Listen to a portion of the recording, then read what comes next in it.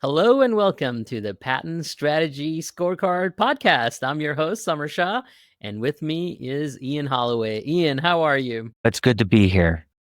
It's good to talk about this one here. And it's been a good week so far. How about Awesome. yourself? Yes, this one, man, it was a tough one, I think, from an analysis perspective, both on the business strategy side and the patent strategy side. So we struggled a little bit with this one, huh? Yes, indeed.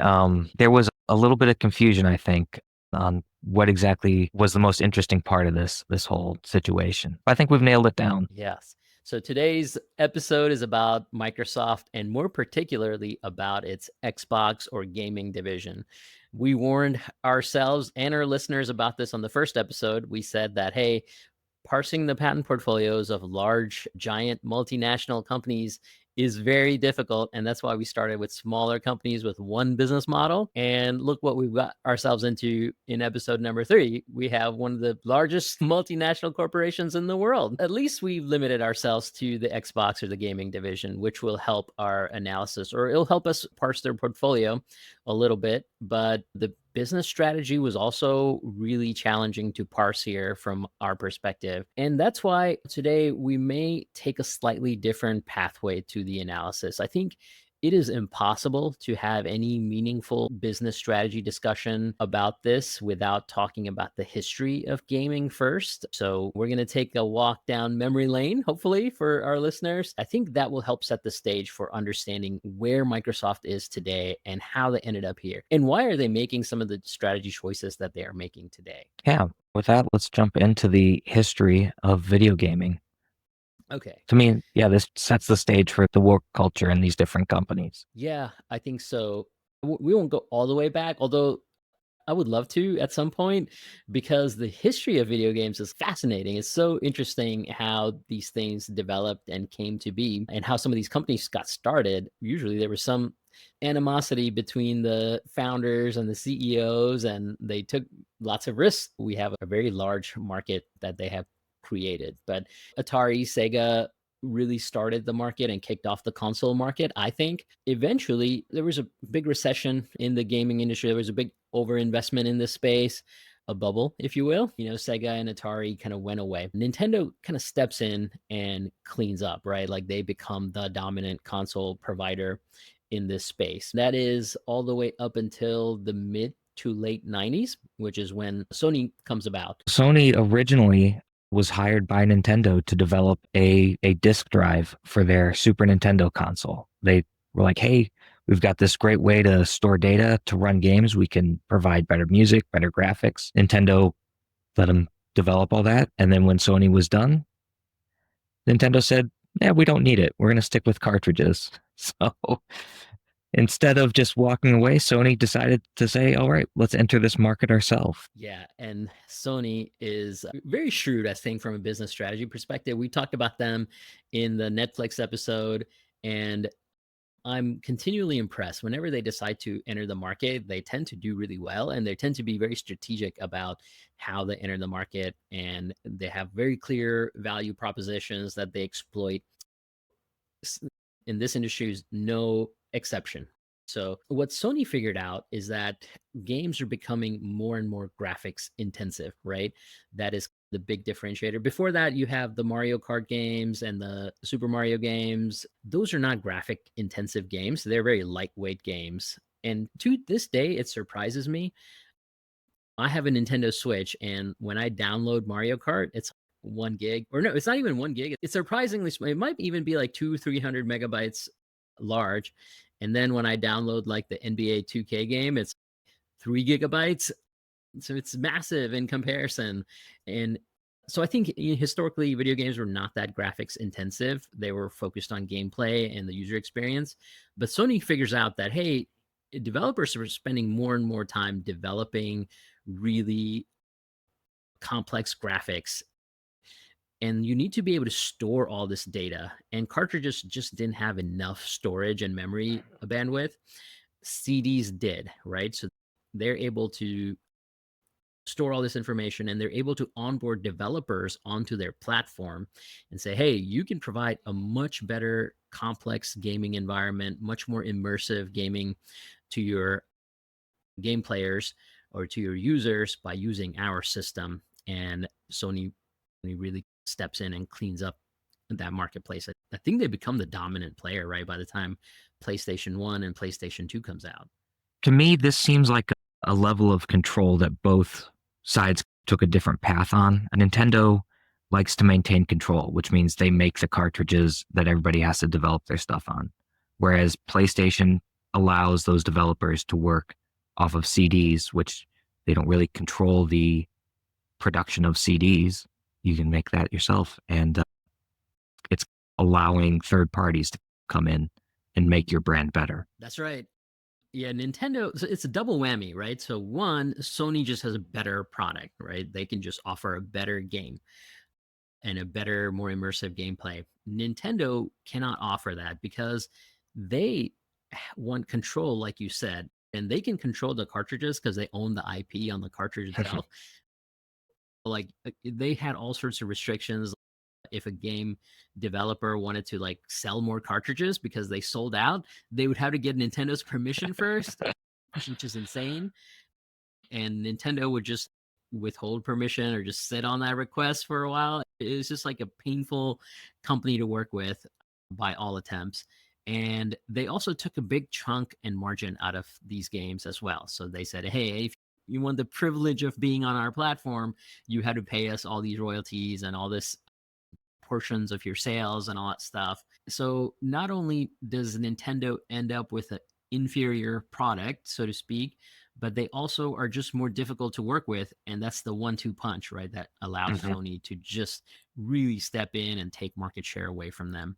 Nintendo goes from the top console provider with the original Super Nintendo to becoming like a very distant, what was it, the Nintendo GameCube or something like that? That would be the Nintendo 64, I think, 64. with PlayStation 1. Yeah, that's right.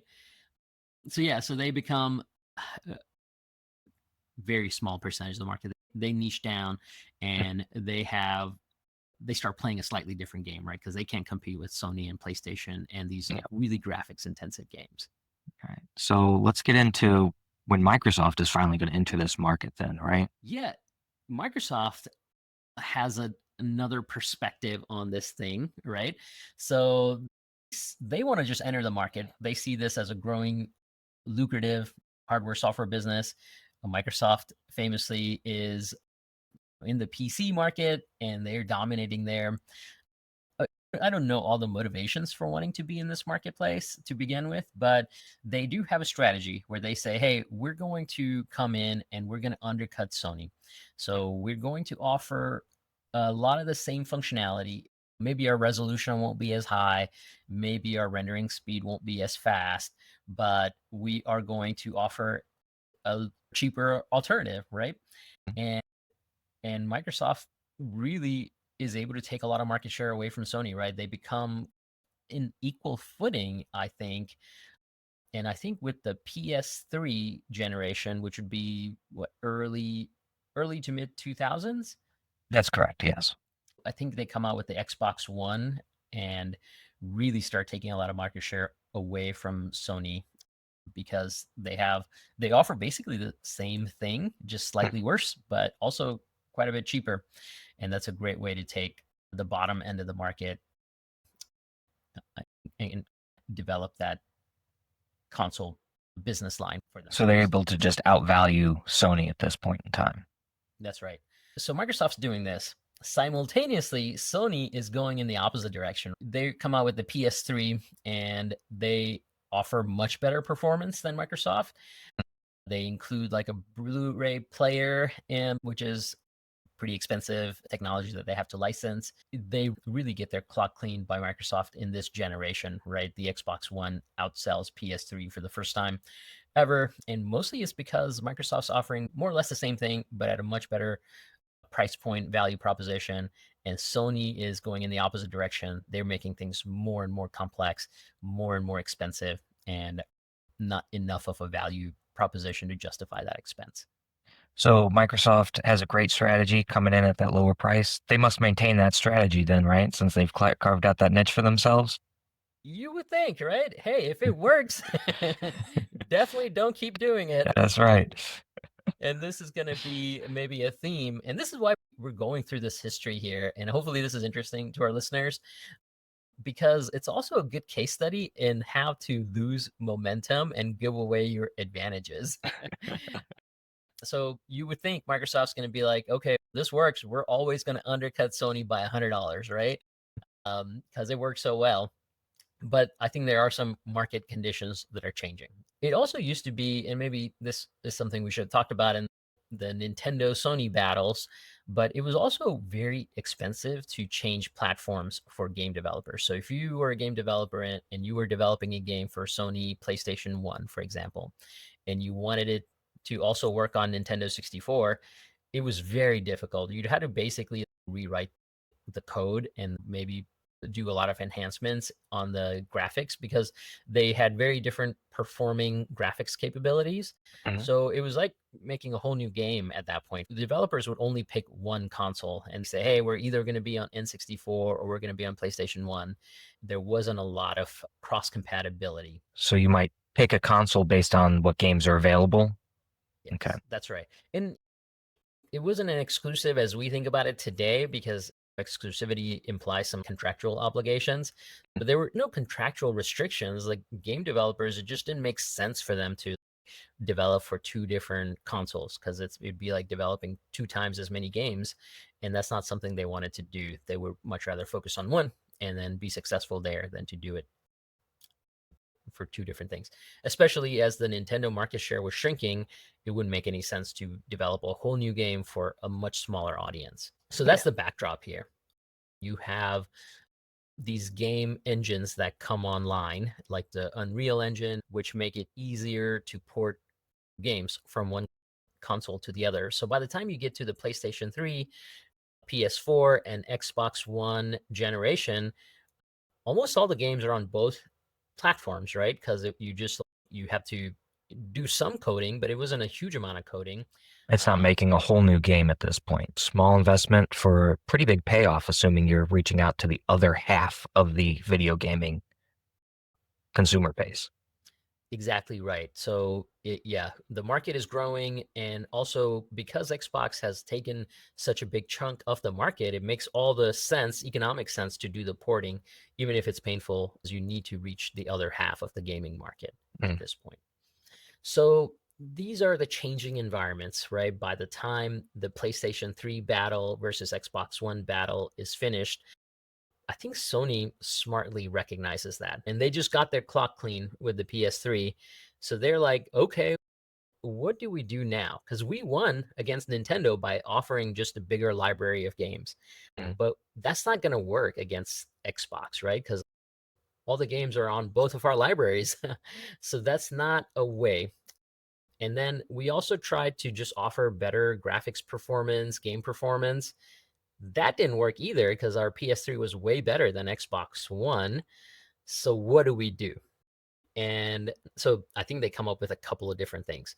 One is they start buying gaming studios. They buy little gaming studios, indie niche gaming studios to and make those games exclusive to PlayStation. Okay. So they weren't big drivers. Like they weren't like Madden or like Call of Duty or giant games. It's not going to be the number one decision for you to buy a console. But if you had like top 5 games, maybe one of the top 5 were going to be only on Sony. So you'd be incentivized to purchase a Sony console as opposed to a Xbox console. They're making small bets for hoping for a big payoff in it, but if they lose, it's not a big loss to them. Makes sense to me. Yeah. And it is in many ways like revenue destructive, right? Because if you are a game developer, and this is also part of the kind of the changing market conditions discussion, is that if you are a game developer, your incentive is to get that game in front of as many game players as possible or users as possible. This is the same thing we talk about with Spotify and Netflix, is that there is a huge amount of fixed costs with making the game, and then the marginal cost of distributing the game is zero, right? So you want to distribute as much as possible and generate as much revenue on that game. So that's where Sony says, okay, we're going to take a hit on foregoing this revenue by making the game exclusive, but our hope is to make up that revenue by selling more PlayStation games. And they also lower the price of the PS4. They don't include the expensive Blu-ray technology. They don't have the latest, greatest chips on those PS4s. They reduce the cost of that console quite a bit. They say they really cut their margin, at least in the early stages of the PS4 generation. They also said, hey, we're going to make up some of that lost margin, or we're going to sell the console at cost, essentially, but we're going to make up that revenue in the software sales. One of the things, I don't know how well known this is, but gaming companies like PlayStation and Xbox will take 30% of revenue from the sale of Madden, right? That's a licensing fee. So if Madden wants to be on PlayStation, Madden has to pay 30% of the revenues to the console maker for the privilege of being on the console. So Sony said, hey, we're going to lose some margin on the actual sale of the console, but we'll make that up in our software. So they have a two-pronged strategy. One is and both of these strategies are not without risk, right? You're incurring losses in both of these things. This is pretty amazing and prescient of Sony to do this. Hey, we're going to buy these indie developers and we're going to make them exclusive, and we're going to lose revenue up front for doing that. And then we're going to sell our consoles at cost, and we're going to lose revenue from doing that as well. And the hope is that we'll make it up on the back end. So would you say Sony's kind of more long-term focused? They're not looking at short-term gains, but it's just a long-term success in this market. Yeah, and I think they also just read the market properly, right? They understood that, hey, differentiating on the basis of these blockbuster games is not going to be enough. Like what worked in the Nintendo battle is not going to work in the Xbox battle. And they also started to understand the unit economics of the publishers as well. So I think they got it. And they also understood what the audience wanted. Like the audience wanted not the most performant, like best gaming experience. They wanted something good enough, but at a slightly lower cost point. So they read the market really well, I think. Applause goes to Sony. So what's Microsoft doing during this time? Yeah, Microsoft, as you said, instead of pressing their advantage and doing what worked to gain even more market share and become even more dominant, they go in the opposite direction. And in fact, during the PS3 battle and the Xbox One battle, everybody was like really waiting for the next Microsoft and Sony consoles, and everybody anticipated that, hey, when Microsoft comes out with their next one, they are going to be the dominant console player in the industry. But instead of doing that, they went in a slightly different direction, maybe in a completely opposite direction. They said that, hey, we have this platform. It's basically a PC in the living room, and we are going to make that the centerpiece of our console strategy. So they had this big theory that, okay, every household is going to have a PC, and then they're also going to have a PC in the living room, which is our console. So they made the next generation of Xbox. I think it's called Xbox One, One S, and One X. So they have three different ones. They said that, hey, this is going to be your streaming device for your television. You can browse the internet with it. You could do everything that you do on a PC, but in your living room. So we're going to make it really friendly and usable for that. And then we're also going to add new gameplay to it, which is the Kinect system, which are these like The motion control type stuff. And both of these things added significant costs to their consoles. So now in the next generation, PS4 is the cheaper console and Microsoft console is $100 more. Can you think of why they would want to make this kind of change to switch strategy right there at this generation? This is why I think I still don't know why Microsoft got into the Xbox business to begin with, right? Maybe this was their vision, is that, hey, we think PC sales are stagnating, right? We think everybody who's going to buy a computer has bought a computer, but we think that we need to expand this use case some more, and maybe our pathway into another PC use case is video games, right? So maybe this was part of their big plan all along, or maybe they just want to go a different direction, because actually it didn't go into the PC, didn't go into the living room, it went into your pockets, right?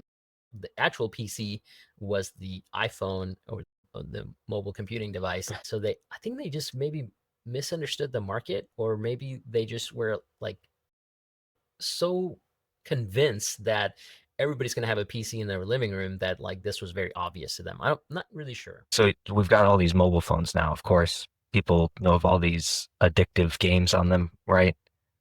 This is about the time they're entering the market then as well. Yeah, I think so.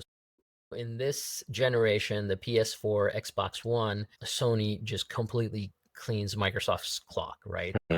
Very limited sales for, I think, for the Xbox, the original Xbox that went up against PS3, I think Microsoft sold something like 84 million units. And then for the Xbox One generation, they sold 25 million units, right? So, That is, you weren't kidding when you said they got their clock cleaned. Oh my God. yes, that's right. It got demolished by Sony. I don't know why they went this direction, if this was part of their big plan all along, if they just misread the market. Maybe they thought people want this thing and want a PC in their living room. They want their TVs to be connected. So I think they missed on that, and they missed on the bigger philosophical change that was coming, which was that PCs were not going in the living room; they were going in your pocket, which also makes sense given how they lost to Apple in around the same time frame. And I know we don't talk too much about Nintendo for the rest of this. What are they doing during this era here? Yeah, Nintendo is on its own, right? They have figured they can't compete with Sony on the graphics performance because how tightly controlled they are, and they just didn't want to lose that control. And even if it came at their own detriment, right? They're just like they have a interesting culture, let's say, at Yeah, Nintendo. it seems to work for them. They're not trying to be the dominant force anymore. Our two players from here on out are pretty much Microsoft and Sony. Yeah, I think Nintendo's philosophy is that we're going to make money on everything, right? Xbox and PlayStation famously don't make any money when they first come out, right? Because they're buying really high-end chips, and then 2 or 3 years later, those chips become very cheap, right? And they make a bunch of money on the later end console sales. So they forego near-term revenue for the long-term revenue potential. Nintendo doesn't do that. There's something in their culture that prevents them from being like, oh, we're going to forego revenue today. They just never want to forego any revenue, even if it limits their market potential. They make a lot of money. They're like incredibly profitable relative to Sony and Xbox, but they just have a much smaller market at this point. They can't compete on performance, but they can compete on user experience. And it is interesting, which is maybe also smart on Nintendo's part. Maybe they realize that, hey, we don't want to give up this control, but maybe we can create something that people will buy our console in addition to a PlayStation, which is actually my experience as well. Most households, they pick either Xbox or PlayStation. Nobody's going to have both, but then they also have a Nintendo. They've got their own little side. Yeah. But I don't know if many households growing up that had both an Xbox and a PlayStation. That's unheard of, at least in my circles growing up. Oh, same here. Same here. Okay, so yeah, so the market is diversifying quite a bit. So we have Sony that is doing high performance gaming. They are mass market. We have Nintendo, which is niche market, low performant gaming. And then we also have, with the advent of mobile phones and Facebook and Apple, mobile games that are also coming in at the very bottom of the market, which are like the Candy Crush and Farmville games. A low investment opportunity, I guess, for. Yeah, and they're like, usually they start off as $0 investments for the users. Gamers would spend 20, 30, 40, $50 on a game, on a CD, but most casual gamers weren't going to spend that kind of money on a game. But they would play something if it was free, or if you can buy it for $1 or $5 or $10, whatever it may be. That part of the market really becomes unavailable to all three console makers, right? That goes to really Facebook and Apple who are promoting and launching these type of making these products available. Sure. Okay, so everybody's picked their niche, carved their niche at this point. Microsoft got its clock cleaned. We're in the 2010s, 2020s now. We're moving up to present day, closer and closer. So Microsoft is the one left without a dancing partner at this point, right? They're rudderless, I think. They're like, okay, where do we go? Do we go high end? Do we go low end? How can we carve out our niche? And the other thing that's happening here is that the gaming industry as a whole was just growing by leaps and bounds, but it has stopped growing at this point, right? I think the market has stagnated a little bit. And not nearly as fast these days, right? Yeah, that's right. So Microsoft is like, what do we do? And I think when you're rudderless like this, it makes sense to try out a bunch of things and see what works and see where you can carve out a niche and find a really profitable and high margin business and a high velocity business. So I think Microsoft starts taking some bets. Okay, so they start acquiring studios like Sony. So they're making little bets like Sony was? Yeah, you would think, but no, they go big. They buy Activision Blizzard, the makers of the Call of Duty franchise, for about $80 billion. They buy ZeniMax or Bethesda, the makers of Fallout, for many billions of dollars. They buy Minecraft for, was it $8 billion or something like that? So yeah, they're not tiny bets. They are giant epic proportions bets. So these have to pay off big for Microsoft to succeed in this day and age, right? Like, why would you spend $80 billion on a gaming studio? Yeah, very curious. So Sony bought these studios, these like indie franchises and indie studios, and made them exclusive to Sony. So a lot of people and actually our kind of regulators were concerned that Xbox was going to buy these studios and make them exclusive to Xbox as well, but they don't. And actually, in reality, they can't because of the unit economics of this thing. So if you have Call of Duty that you bought for $80 billion and you say, hey, I'm only going to make it exclusive to Xbox, which is maybe 30% of the market, then you would chop off the value of Call of Duty by about 60%, 70%. And that's a big write-off for Microsoft. It's an undoable amount of money. You can't make that choice. Yes, that's not going to happen. Because these acquisitions are so big, they can't make them exclusive. That's not going to work. But they buy them anyways. I don't know what opportunity they saw, but they're like, maybe they saw that in this world, all the profits accrue to gaming studios and not the console makers. So maybe that's part of the reasoning here. Instead of competing, like if you were to take the analogy to PC makers, right? If you were a Dell or an HP, you're a low margin business at that point. What is high margin is the Windows software, right? So we are going to take most of the profit margins in this ecosystem, and these games are like Windows, and then the actual consoles are more like HP and Dell, utilities in a sense. So maybe they saw that as an opportunity. They also famously bought Activision at a very low valuation. They bought them at when they were going through some legal troubles, right? They had a few problems with their leadership there, didn't they? Some bad press and just in general mismanagement. That's right. There were all these sexual harassment allegations against the CEO. The CEO had stepped down. The stock price had taken a huge hit. And I think it was an opportunistic buy for Microsoft. They're like, hey, this thing is usually worth $100 billion, but we can get it for 80. Like, it's a good deal. Yeah. They bought it, but just because it was a good deal doesn't mean it was a very strategic buy, which I'm sure we'll get into more and more as we go.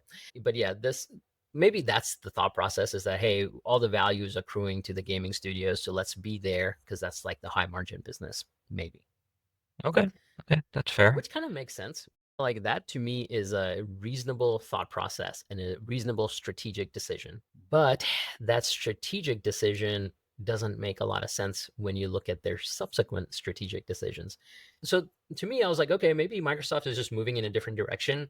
Xbox is not going to be a thing. They will sell off maybe their console business to somebody else, and then they'll just become a game publisher because that's where the value accrues in this marketplace or in this value chain. Sure. But then Microsoft does something really weird. They launched the Xbox Game Pass.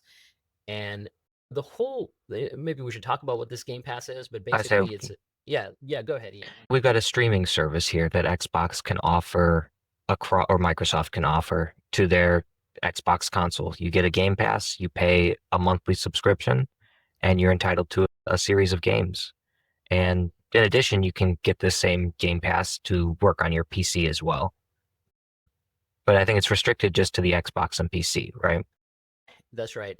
I think when they launched, it was exclusive to Xbox. The whole purpose of the Game Pass was, hey, this is going to help us sell more consoles. So that to me signals that we're very much in the console business. Instead of selling off our console division, we're doubling down. So they launched this Game Pass, and then it becomes much more clear that, okay, they bought Activision and Blizzard not because of they want to be a gaming publisher now, but because they want to force Activision and Blizzard to be on the Game Pass. And they want them to be on the Game Pass because they want to sell more consoles. So that's maybe the logical thread here, which really doesn't make any sense to me at this point. Why wouldn't Activision and Blizzard want to be on the Game Pass normally? If Microsoft hadn't bought them, wouldn't they still want to be on this Game Pass or not?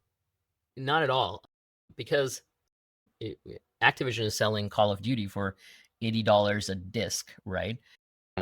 If they are on the Game Pass is what, $9 a month or $12 a month, something like that. They're getting a percentage of that, right? So instead of getting $80 up front from a customer, they would get $4 a month from a customer. And that customer would have to play Call of Duty for what, 3 years or something like that for them to make up the revenue, which is not going to happen, right? No way. These games are addictive, but they're not that addictive.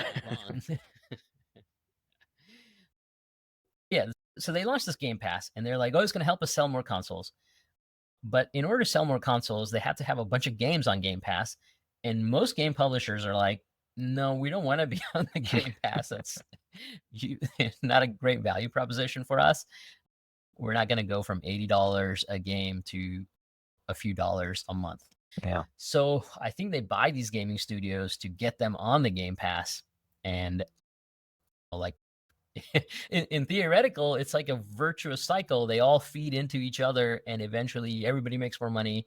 And also they expand the gaming market, right? So maybe they get some of these casual gamers who are not willing to pay $80 for a game, which would be me, by the way. There's no way I'm buying a game for $80.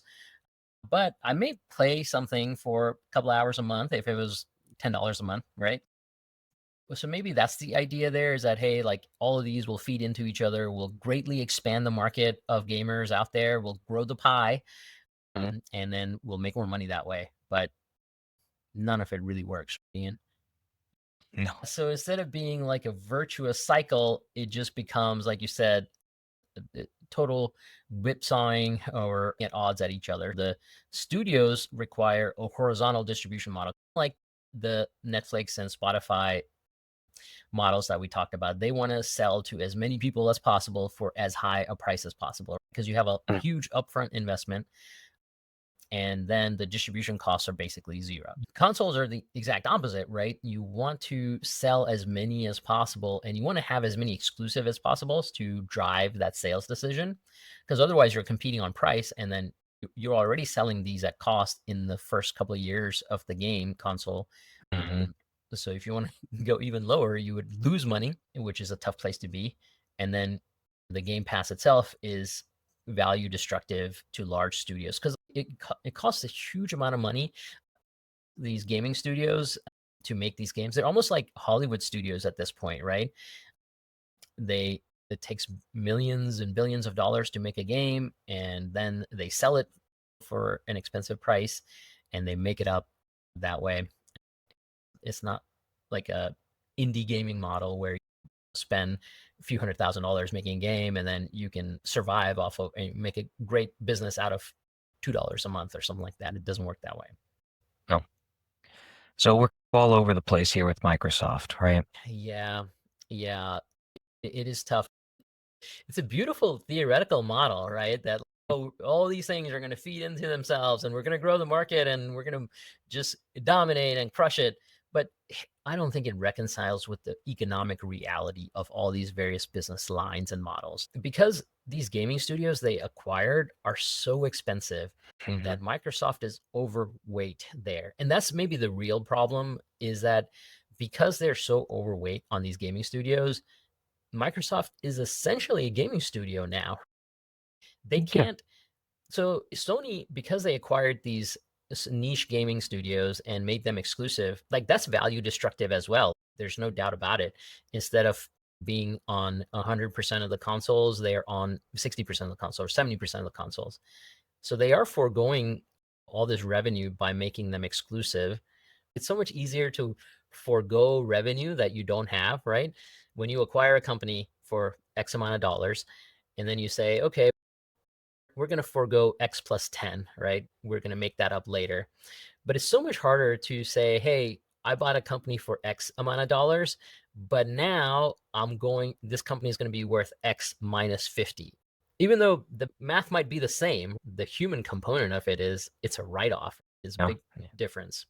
It's when you forego revenue, you just don't hire people, right? But when you chop off the value of a company, you have to like fire half of the workforce, which is like a really difficult thing for executives to do. And because they're so expensive, you're not going to write off $30 billion, $40 billion. That would be a huge hit, even for a company like Microsoft. So basically, they are a gaming studio at this point because they're so overweight on this front. And they Okay. cannot make economic choices that are long-term focused and forego revenue in the short term, because that would be such a big hit. Now they have to do what a gaming studio would have to do. So they cannot they're kind of hamstrung by this model that they're in, and they have to do all the same things that a gaming studio would do, even if in the long run it may be Microsoft is worse off. It's really hard to make these choices now. Business strategy moving forward is we're going to be a game studio, or is that the choice you would make at this Uh, point? yeah, I don't know. I think you would have to probably write off one of these markets, or you could, just because they're at odds with each other, Mhm. you cannot downsize any one of them to make the other one work. You cannot downsize one in the short term to make the whole thing work in the long term. Too much of a loss of value, too value destructive. So probably it makes sense to write off something. The gaming studios, I would not write off. That's just way too expensive, Yeah, it's even just for Microsoft. huge investment there. Yeah, that that's untenable to lose $100 billion or something like that.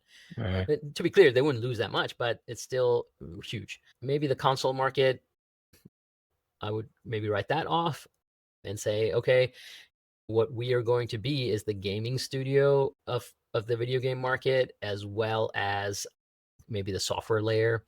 If we can get Game Pass off the ground and get a bunch of games on there, we could be the software layer, right? Like Windows for all these console makers or PC makers. Maybe you can do it that way. Okay. But it's tough because Sony has cornered the market. So unlike Lenovo and IBM and HP and Dell, who all had to essentially be commoditized because they were fighting, there were so many players that they had to compete on price for the most part. Sony doesn't have to do that, right? Like they are the dominant player and they don't have to compete with anyone on price. Microsoft sells the console business. So maybe the software layer is untenable for them as well. They would just get squeezed out by Sony at that point, right? Yeah. Right. So Sony would say, yeah, no, thank you for your software, but we're going to make our own software, something like that. Mhm. It's a tough spot to be in. Something's going to have to be written off probably. And I would say do it soon. Like it almost doesn't matter what it is. Like we don't have enough insight into these companies to make that call. But I would write that off and move on and just really focus in on what's profitable and what makes sense.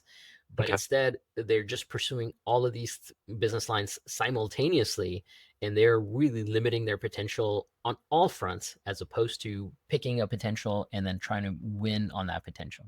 It's tough. You, yeah. So that's Yeah. and that's why we went through all this history, because it's interesting to get to this point here. And I think if you're up for it, we'll talk about what we would be doing if we got this kind of business model from the higher ups where we're pursuing everything. What would we be filing at this point? One thing I would be doing if I was their patent counsel is let's think long and hard about what we're going to write off most likely, right? Because the writing's on the wall, at least to me, that, hey, what is the most likely thing that we're going to write off or maybe sell? And then how can we build a strategic portfolio around that so that when we do sell, we're selling from a position of strength as opposed to just writing the business off, right? Getting pennies on the dollars. So I would get strategic about one of these lines of businesses and Okay. make that strategic. And then I would pick the one that we're going to compete on or battle on and win on, most likely, and really make that portfolio robust. But outside of that, I guess if my mandate from Microsoft was, hey, help us protect all of these business lines, then Yeah. I guess I would, for the console market, we would want to file patents on graphics, ray tracing, that kind of thing, anything that makes the console more performant. If Yeah. Say if you were going to do a gaming studio side, what would you do for that then? Yeah, good question. So I would do the graphics, the rendering, the 3D modeling, AI, right? Anything that will make the display of my game much more visually appealing and immersive and that kind of thing. If I'm trying to protect the Game Pass division, I'm filing a lot of patents on the streaming technology, the Okay. multiplayer aspect, the Anything to UI make that UX. easier, more appealing to a user, right? So you could That, stream across multiple platforms, multiple devices, things like that. that's right. We have the AR, VR, XR gaming consoles as well. Microsoft famously acquired HoloLens, although that was more for like corporate use cases. You could see a world where that becomes a dominant console platform. Yeah, you could have a lot of overlap between the IP that you file for corporate situations and home entertainment there. Sure. That's right. Yeah, and Meta is really cornering that market too, right? They're just like, if you want to play AR, VR video games, you're buying a Meta Quest. You also have the Apple, what is it called? The Apple display. Or no, it had the, I don't know what. Oh, it's got to have a Make it. catchier name than that if it's going to be Apple, right? That's right. They have their headset, which is a great environment for AR, VR games.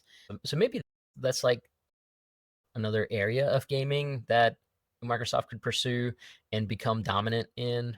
Mhm. Uh, but yeah, it seems like they've been laying off people on the HoloLens divisions for years now. And I think just a couple of weeks ago, they announced that they're going to close that division down. HoloLens no longer exists. So strategy wise, we're not looking towards that probably at this point. Although it'd be interesting just to capture a new market in that regard. I'd see a lot of new patents on augmented reality goggles and displays, but yeah, I don't understand that because there's a bunch of filings about that while simultaneously the HoloLens division is getting shut down. Oh. Go So figure. yeah. So with this going forward, we did take a look at what Microsoft was actually patenting, what strategy they're actually pursuing based on the IP that we could see. Ian, why don't you walk us through what Microsoft is in fact doing, and then we can jump into some of the patent strategy questions. Sure. So from what we saw, they really seemed to be focused on consoles in general. As Summer alluded to earlier, this one was a little bit of a difficult nut to crack, if you will, trying to find the exact searches to filter out overlapping patents and things like that. So keep that in mind that there's probably a little bit of overlap where something falls under the console area when actually maybe it's a little bit more gaming studio related, potentially. But what we found is most of their investments, about half, are in console development. So we are looking at just video games in general. We're looking at their controller design, their networking design for it, things like that. So we're looking at that, and about 20% would say go towards being a gaming studio. Activision, of course, had a good amount of IP within this area, along with, I think we found the Candy Crush people as well mixed into this. So still under the Microsoft umbrella, they're getting IP through acquisitions as well. So Candy Crush is owned by Microsoft, is that right? They like buying things, right? New thing. So yeah, about 20% dedicated to being a gaming studio. You talked a little bit about the HoloLens there. We're looking about 6% total towards those optical systems, which kind of leaves not much behind for the Game Pass at this point. And a lot of that, the UI stuff, came from their acquisition of Activision here. So they're hitting a little bit of everything, but they seem to still want to be a console company. Yeah. This is backwards looking, right? Mhm. We don't get a really good forward-looking view from just looking at the patent data, but 50% of their portfolio is about consoles, and that's the one I would write off or write down Yeah. at some point. So, Microsoft and I are at odds here. They are a company that likes to put a lot of investment in whatever they're doing, it seems like. We did a comparison against Sony and Nintendo just to see what those companies were doing. We also included Tencent, which is a games. They manufacture the Unreal Engine, which is used to make games. So they're more of a gaming studio. And unsurprisingly, we saw stuff related to 2/3 of their budget is related to being a gaming studio. A Unity, which is also another game engine, did about similar. As far as the One interesting strategy piece here is that I was thinking about this. If I was Microsoft, what would I have done differently, right? Like they really lost this PS4 battle. And at that point, maybe they should have been like, hey, this is not a great business to be in. Let's sell and focus on something else, which they started doing by acquiring all these studios, which I think was misguided because these studios were so expensive that Microsoft became a studio. Like I was thinking about this, like, if I were Microsoft, what kind of business do I like to be in? Which is a software business, right? Like that's what the software, we talked about all the advantages. It is zero marginal cost to sell and distribute. Maybe I would have purchased Unity, or I would have purchased Unreal, another engine to be a publisher, or you support all these publishers? where you are a layer in between all these different console makers, and that's a great place to be because more and more these companies are going to try to get more share in this marketplace, right? Because it's so expensive to make these games now that you would be more and more willing to allocate budgets to porting from one console to the other. Maybe that's a direction that Microsoft could have, instead of buying gaming studios, they could have purchased these things and then gone that Game Pass route. And then maybe they would have said, hey, we made this so easy. All you have to do is push a button and you're on Game Pass. Mhm. And like maybe they could have attracted more games onto the Game Pass business that way. If I were to do things, it's easy to be a Monday morning quarterback. That's one potential place they could have gone, I think, to really get their Game Pass model off the ground. To me, it feels like a more unified strategy too. One, clearly we talked about how ideally, in an ideal world, their strategy of acquiring was going to feed into the Game Pass, but really this feels, if you're that software publisher, that's the way to go. Sorry to interrupt, Ian, but yeah. So I'd say one of the other big highlights of this is that as far as streaming services go, Microsoft's investing about twice as much as a percentage than Nintendo and Sony. So they're definitely focused on that overall.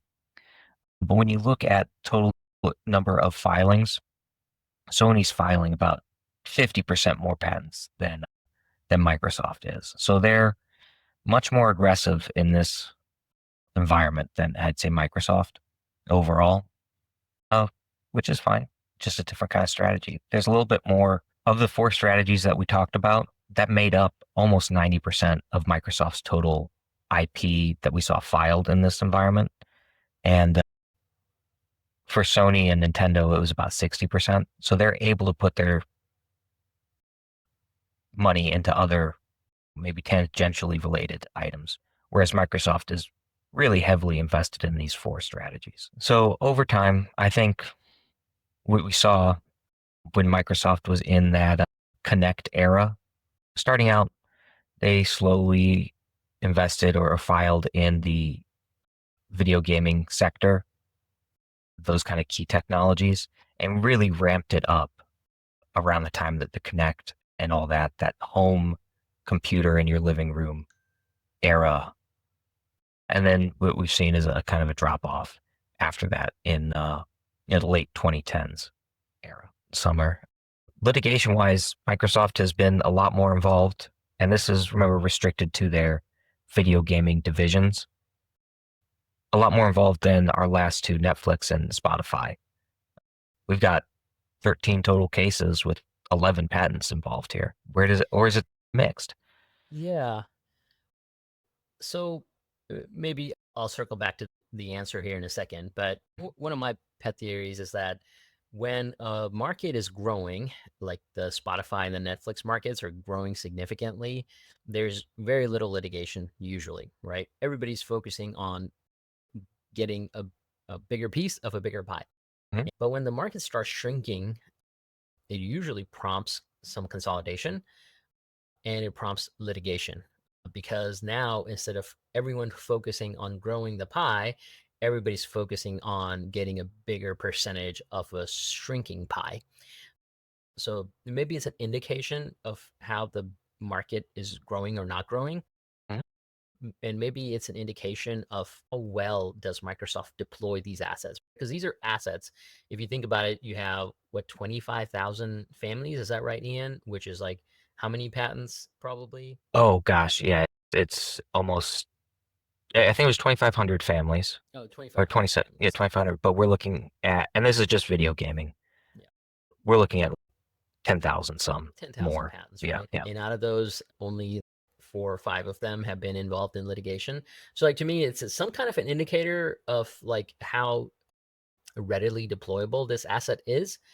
Like a huge value here is defensive, right? We talk about that, or maybe we should talk about that at some point. But for most of these big companies, the value of the patent portfolio is defensive, right? It's a mutually assured destruction theory that, hey, if you sue me, we'll sue you, and it will be hugely unprofitable for everyone. Yeah. So let's have a detente. If you are going to assert patents, I want to see what the quality of your patents are and how readily are you winning on those cases and that kind of thing, because to me that's an indication of strength and value as well. Most of these patent cases were you know when they were defendants, they were patent trolls, right? So they were Mhm. just like patent assertion companies. They don't make any products, but their business is to sue people on the patents. The ones where they were plaintiffs were just ancillary, right? One of them was like related to connecting peripheral devices like controllers to a console wirelessly, or using a wheel type of a format to navigate a UI. So none that were like core to the technology or anything like that. But yeah, those are the patents.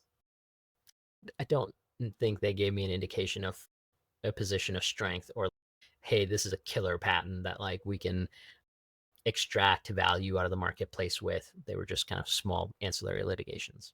I think that's what we've seen just within the industry here as a whole. These patents are, it's hard to get too much differentiation between what you're doing over a competitor at times with what you're finding. I think there is differentiation. Maybe there's less of a willingness to assert these patents, and which makes sense. If this has been a historically growing industry, Mhm. and why would you want to enter into litigation and hurt everyone's profit margins? But it is something to keep watching as the industry moves forward and potentially shrinks or at least stagnates. So you would expect perhaps some more litigation in the future. Maybe in the medium term future, Mhm. as Yeah. companies realize that, hey, we're not growing, so we got to find revenue somewhere else. So we'll move on to some filing trends. We touched on this earlier where huge investment in the 2010s, but we're seeing a drop off here as we enter the 2020s. Microsoft filing about 150 patents a year on average and getting about a 70% issuance rate. So not too bad. Very comparable to what Sony does, although Sony's trajectory is very much accelerating here. Sony, you could draw pretty much, you could curve fit a pretty good straight line moving up on Sony as far as their filings go. They're up to about 400 almost in 2022 that we know about. And their issuance rate is in about the 75% range. The interesting one I thought about this when we were doing the competitor analysis was Nintendo.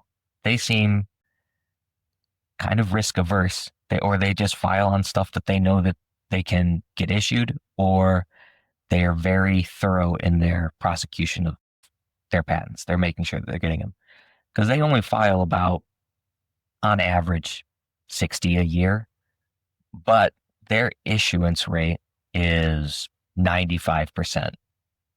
Summer. That is incredible. For a big company filing that many patents, having that high of an issuance rate is remarkable, really. Kudos to them and their lawyers. They've done a really good job here. Yeah. I'd also, what might be a product of that too, is they are filing more foreign patents as opposed to in the US, whereas Microsoft is mostly in the US. And they're filing a lot of hardware patents. Like when I was looking through them, they were about the Switch and the physical aspects and that kind of controllers and stuff like that. Easier to get patents on those things. Makes sense. But also an indication of innovation, right? Like there are real innovations here relative to their industry peers. Yeah, no, kudos to them. Yeah. Looked at Tencent as well. Really just, they're making a hockey stick of a graph for filings. Starting in about 2015, they have 18 patents filed, up to 730 in 2020. So very short time, filing very aggressively. And no surprising, they're about a 70% issuance rate as well. These are going to be mostly filed in China as well. Very aggressive. And poor Unity here at the end. They are small fish in a big pond. They're filing less than 10 a year and bouncing all over the place with their issuance rate. Geographically, unsurprisingly, Microsoft for their video games are filing in the United States, 40% of their patents there. And the next three, we're looking at the EPO, China, Japan, Korea as their next big focus areas. I don't think that's a big surprise here. I think that's a fair distribution, probably. I imagine that the bigger markets are the United States, so maybe I would be more overweight in the US filings, but I don't have any real problems with this approach here. Key technologies, we touched on it earlier. It is mostly video game space. That's what our 50% or more is directed towards. And we saw very similar filings with what we looked at earlier here. So I think we're ready to get to the scorecard if you're up for it, unless you had any other thoughts on their IP here, Summer. No. Yeah, I think we can get into our grades. I have some more things that we can cover, but I think we can do it in the context of the metric here. So my first question to you, as it is with all our scorecards, is does it cover the base tech? Yeah, I think so. We give them a B+. They do a really good job of covering the consoles, the technology. I said they're very involved in that for sure. Definitely. Yeah. Their allowance rate's not quite where you want it to be, but still, I think they've done a good job. They've done a good job of capturing IP around their gaming studio, right? How to render this content, make it more immersive, leverage AI. Although those are mostly Activision patents that we saw. I think Activision done a really good job, and Microsoft is the beneficiary of that. But we gave them a B+. I think their Game Pass, that seems like a big focus for the company moving forward, and very under invested in that space. Not a ton of filings there. Maybe you give them a small pass because they don't have a lot of competition. Although historically they did. They had the Google Stadia. Netflix is entering into this mobile gaming space as well. So there's competition there, but yeah, they're underinvested in that space, in that portfolio. And then especially if it's going to be a big focus here. moving forward. So That's right. That's what they've stated in their investor calls and materials. And then AR, VR. Well, I would have thought they would invest pretty heavily in there given HoloLens, but maybe that's not a big point of emphasis for them anymore. and this is still delayed data, right? It's still backwards looking. Potentially, they could have had a big shift. Who knows, right? If you were going to me, the most natural place for Game Pass is to really corner the AR VR gaming market, right? If you were able to make a compelling Game Pass product and say, hey, here's our Game Pass app. You can play it on your computer, on your PC. You can play it on your Xbox. You can play it on your Nintendo. You can play it on your Sony PlayStation. You can play it on your Meta Quest headset. To me, like that might have been the way to go, right? Like now you are the software layer for all these different ways of consuming gaming media. Mm-hmm. And to me, like the Game Pass and the AR VR are natural complements to each other, as opposed to being at odds with each other, like the gaming studios and Game Pass. I think they've done a good job of covering the base tech, but it's so Yeah. hard to separate that from some of the strategy decisions that they've made. It's neat too with Microsoft here. You mentioned that Activision, their IP is what really helped boost them up in this grade. So there's more than just internal filings here that have benefited them. It's also acquisitions. So there are lots of ways to get it done. That's right. Next question for you. Does it cover competitive differentiation? Yeah, and this is a tough one, like you said, Ian. It's really hard to parse out what is competitively differentiating from a technology perspective, right? What has been a differentiator for all of these companies over the years, and we covered extensive history, is the business strategy, right, has Mm-hmm. been the big differentiator, like the expensive Kinects, the expensive Blu-ray players, the expensive, all these things have not really moved the needle.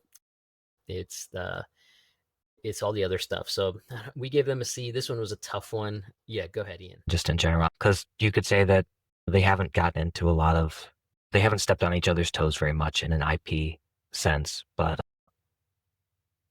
yeah, it just didn't seem very different between each of them either. Yeah, that's a tough one. But yeah, why don't we go to the next one? Sure. Benchmarking against competitors. Ian, what do you think? You looked at their portfolios in detail. Yeah, how would you rate them and why? So for this one, I gave him a C, and this one was interesting for me because Microsoft doesn't file as much as Sony, doesn't have the success that Nintendo does in their filings, and they don't they use up all their IP in these four areas, and while as our competitors or our other groups have some left over to pursue other things. They seem to Nintendo and Sony just seem better balanced overall in their portfolio, and Microsoft seemed a little bit more overinvested in some areas. So I gave them a C. It's hard to compete against Nintendo when they're getting such a high allowance rate, and you have to ask, why aren't you getting that as well? The next two, does it exclude important competitors and does it align with forward-looking R&D spend? Mm-hmm. I would maybe flip-flop those grades. So I would say I think they probably do a good job of excluding competitors. So maybe that ought to be a B. Like Microsoft hasn't asserted their patents against competitors, but I think they could, right? Like the quality of these patents I thought were pretty high. And if they wanted to exclude Sony and sue Sony and make it harder for them to have a competitive console, I think they could. I think Sony could do the same to Microsoft, and this is why we don't see them asserting these patents against each other. But I think they do a good job of potentially excluding competitors. Can you, Okay. in practice, exclude competitors? That's a tough one because how big these companies are and because how good each other's patents qualities are. So maybe that's a B. But I think, does it align with forward-looking R&D spend? Maybe that's a C or a C minus, right? Because sure, they have patents on these different divisions, but they're so overweight on the console market, and maybe that's going to be the least important business line for them, right? Um, it seems like all the R&D spend would go towards the Game Pass model and the publishing model. So maybe those two things ought to be like 60-70% of their portfolio, whereas currently those two things are what, 30%? 10%, including the Game Pass. Yeah, we're up to 30% when we include that as well. Yeah, it's interesting going through this. I think we had a lot of debate about this scorecard more than any of the other ones. It just felt jumping between A's to B's to C's and back again. Tomorrow we may feel even differently. Who knows? That's right. I think there are some things we can say is that they have done a good job on their patent portfolio. Mhm. They have done a good job of mining patentable technology. It's just the business strategy is muddled, and that has a knock-on effect on the patent strategy as well. Yeah, there's a downstream effect of if you've got a muddled business strategy, it makes sense that your IP strategy is a little muddled as well. And our last question, does it anticipate potential horizontal or vertical integration in the industry? I don't think so, just because if I'm their patent counsel, I'm getting the business people to think long and hard about what are the business models that we're going to let go of or potentially Mhm. write off or sell, and then do some additional kind of strategic investments in that space. I don't think we saw any of that. We see a lot of investment in the console business. We saw some investment in the AR VR business, which doesn't seem like they're going to sell off at this stage. They've just closed that business unit down. Mhm. Um, but yeah, that's tough. And also, like Sony, we saw their hockey stick filing growth curve, and which I think makes sense, right? If you are anticipating a lot of litigation and integration happening, you need to file more patents to carve out more spaces for yourself. Okay. Like your goal from it goes from being defensive to being offensive on the patent portfolio. So right now, when you're in a growing space, the model on the patent portfolio side is to initiate a detente of sorts, right? But when the pie starts shrinking, you're gonna have to start generating revenue from other places other than business, and that is through legal, is one of the levers that a company can turn. So I would ramp up some of my patent filings at this stage in anticipation of that integration or in anticipation of litigation. Whereas Microsoft is almost ramping down its patent filing while Sony is ramping up its patent filing, right? So there's a pretty stark contrast there in Mhm. terms of the approaches these two companies are taking, and that's something to think about. Although, like, I can see the other side of the argument as well, right? That if you are in a shrinking marketplace, then you need to shrink down your legal costs in conjunction, right? Otherwise, you're going to be overweight on your legal spend. So I see it both ways, but to me, I don't see a lot of strategic thought process in their portfolio about ramping up a portfolio or ramping down a portfolio. So I was going to ask, does that ramping down indicate a strategy to you at all? Something that we could make a conclusion about? Yeah, we do see some ramp down in their console patent filings, right? So maybe Mhm. like even though 50% of their portfolio is related to that, it's becoming a smaller percentage as you move forward. So there's some of that acknowledgement, which is what keeps them from getting an F here, probably. Mm. But we see a ramp up in their AR VR filings, but that business unit is getting shut down. So that's confusing to me. We see not a lot of growth in the streaming Game Pass filings. And that's curious to me that if that's going to be your dominant business model going forward, Mhm. their gaming studio patents are flatlined as well. If that's going to be your dominant business model going forward, you'd want to see a ramp up there. I just don't see a cohesive patent strategy that anticipates these kind of future events happening in the industry, that which would be a potential consolidation of some sort or a write down of some sort. All right. Any final thoughts you'd like to leave our listeners with? Yeah, I don't have just like the Microsoft strategy, I am just feeling as muddled. Hopefully our listeners are not. But yeah, this is a tough one. I think I get it. Microsoft wants to try a bunch of things. It's just that the bets that they took are so big that like it really has sewn them in from, doing experiments further. Like they have to run it up the middle, so to speak, because Mhm. it, you can't take a lot of risk anymore. Makes a lot of sense.